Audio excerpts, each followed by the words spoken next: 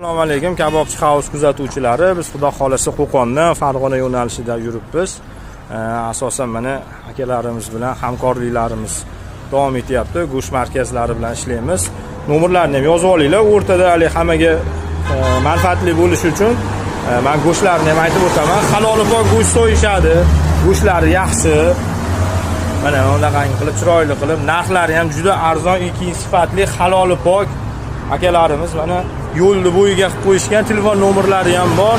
Mana ishonmasanglar, ishonch hosil qilish uchun o'zlaridan misol uchun aytib o'tadilar. Aka, assalomu alaykum. Hormansizlar. Charchamayapsizlarmi aka? Rahmat, alhamdulillah. Aka, qo'y go'shtini nech pul sotyapsiz?